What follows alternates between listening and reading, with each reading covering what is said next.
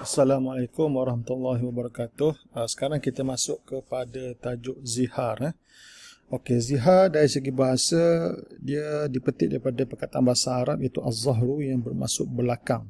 Ini kerana ungkapan zihar yang banyak disebut dalam uruf pertuturan Arab Jahiliyah adalah ungkapan yang digunakan oleh suami yang menyamakan belakang isterinya dengan belakang ibunya. Seperti katanya, engkau ke atasku sama seperti belakang ibuku. Di mana penggunaan lafaz belakang adalah kerana dia tempat ataupun bahagian untuk ditunggang, seperti haiwan kan. Haiwan ni adalah tempat untuk belakang ni adalah tempat untuk ditunggang kan. Dan dari segi wanita dengan lelaki pula adalah wanita ni adalah tempat tunggangan lelaki, maksudnya tempat kiasan bermaksud persetubuhan. Menunggang ni maksudnya persetubuhan lah di sini. Okey. Kemudian itu dari segi bahasa. Kalau kita pergi kepada istilah, zihar bermaksud adalah perbuatan seorang suami yang menyamakan isterinya dengan salah seorang daripada mahramnya sendiri, iaitu ibu kandung ataupun saudara perempuan, itu adik-beradik perempuannya, di mana tujuan dia menyamakan ini adalah bagi mengharamkan isterinya itu atas dirinya. Ini adalah definisi dan maksud sebenar zihar. Itu bagi tujuan mengharamkan isterinya ke atas diri dia. Okey, hikmah pensyaratan zihar di mana orang Arab ni apabila dia memarahi ataupun dia membenci isterinya, dia akan menggunakan cara zihar. Maknanya pada dirinya haram isterinya seperti emaknya atau adik-beradiknya atau anaknya. Okey, di mana apabila seorang suami berkata kepada isterinya, engkau ke atasku sama seperti belakang ibuku, maka dia menyerupakan isterinya dengan ibunya daripada sudut haram disetubuhi. Sedangkan isteri tersebut halal untuk disetubuhi.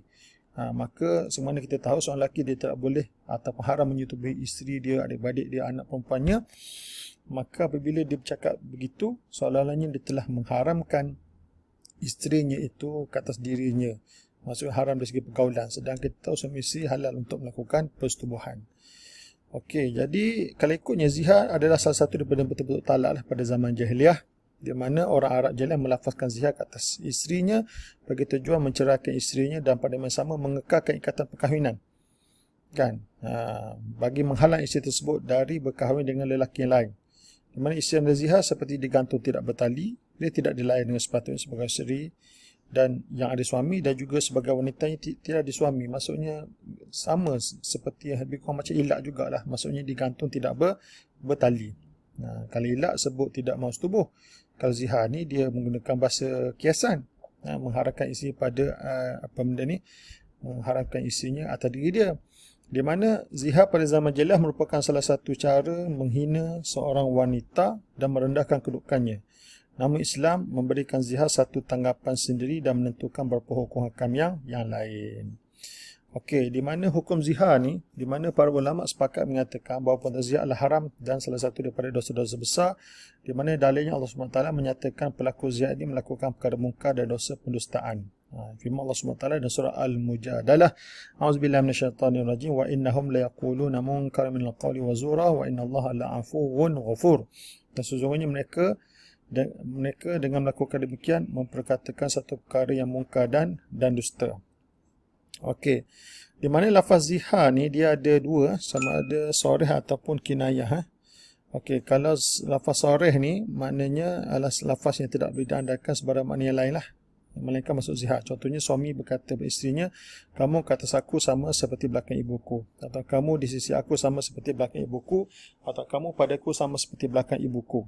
Jadi apabila seorang lelaki dia mengungkapkan perkataan sebegini, maka dia telah dikira telah melakukan zihar kata isteri itu, sama ada dia benar zihar ataupun tidak, selama mana dia adalah seorang yang berkelakuan untuk menjatuhkan talak lah. Itu seorang cerdik dan sedar tak ada masuk ungkapan tersebut. Maksudnya seorang yang sudah balik dan sudah dan berakal lah. Okey.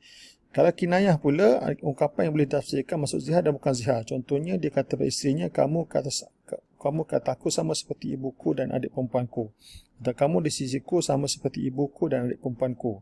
Jadi apabila dia menyebut ungkapan sebegini, maka hendaklah dilihat pada niatnya lah. Ketika menyebut ungkapan itu, kalau dia masuk zihar maka jadi zihar. Jika dia masuk menyamakan isteri dan adik perempuan ini dari sudut kemuliaan dan penghormatan, maka dia tidak dikira sebagai zihar. Jadi inilah mungkin yang banyak berlaku dalam masyarakat kita, orang Melayu kan.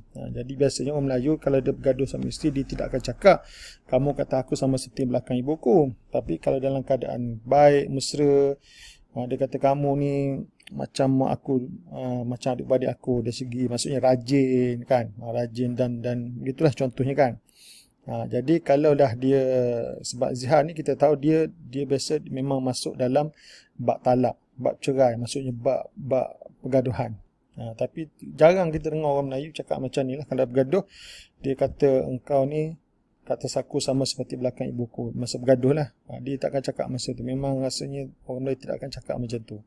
Kalau ada menyamakan tu lebih kepada lah untuk kebaikan, memuji, rajin dan sebagainya dengannya. Okey, kemudian di sini perkara ni memang jelas kalau kita tengok dalam apa yang tulis oleh Haji Abdul Ghani Yahya dalam kitab Idaman Penuntut pada Menghuraikan yang Kusut. Dia kata anda macam mak saya, macam orang kita cakap dalam Melayu kan. Tujuannya tentang kasih sayang ataupun tentang pemarah, atau pemarah sekalipun sama juga. Kan, maksudnya garang, isi tu garang sama seperti mak dia garang kan. Kan, di mana tujuannya bukan untuk haram disetubuhi, maka itu bukan zihar. Walaupun dia kata engkau ni macam mak aku, maksudnya dari segi garang isi dia. Di mana dia kata macam tu tidak ada kaitan pun untuk haram disetubuhi, maka ini juga bukan dinamakan sebagai zihar. Okey, jadi inilah kalau kita tengok macam ni, jaranglah kita boleh tengok perkara ni boleh berlaku lah dalam masyarakat Melayu. Mereka mungkin ada juga kes-kes yang terpencil yang ada saya sebut dalam buku ni lah. Okey, jadi implikasi zihar ni apabila seorang lelaki dia menyebut ungkapan zihar sama ada sarih ataupun kinayah, dan memang dia kinayah tersebut memang maksudnya untuk nak mengharamkan dirinya, mengharamkan isteri atas dirinya, maka implikasinya yang pertama, jika anda kata lepas dia mengungkapkan kata zihar tersebut dia mentalakkan isteri, memang jelaslah bahawa dia memang sudah membenci ataupun tidak menjuki isteri itu, maka hukum zihar dalam perkara ini kira tenggelam, maka timbul hukum talak pula lah. Talak 1 ke talak 2 ataupun talak 3. Tapi jika suami tidak menjatuhkan talak selepas menyebut hukum ungkapan zihar, maka dia kira itu maksudnya dia tidak menjatuhkan talak. Sedangkan kalau ikutnya zihar ni dia sudah membenci isteri dia tidak mahu isteri dia. Tapi kalau dia tidak menjatuhkan talak, itu perkara yang memutuskan hubungan perkahwinan, maka seolah-olahnya lelaki ni macam dia nak tarik balik ungkapan zihar tersebut, macam dia orang kata cakap tak sebab bikin lah. Kalau engkau betul benci isteri, engkau talak lah. Tapi bila engkau tidak talak ni, maksudnya macam engkau ni macam nak tarik balik ungkapan tersebut. Jadi apa perlu buat? Okey, jadi oleh kerana itu dia kalau tidak ada tanda-tanda dia nak ceraikan isteri dia, maka untuk membatalkan sufah tersebut dia kena bayar kifarah zihar lah. Kifarah zihar ni dia kena dia berikut kemampuan suami, ikut tuntutan berikut. Pertama, merdekakan hamba.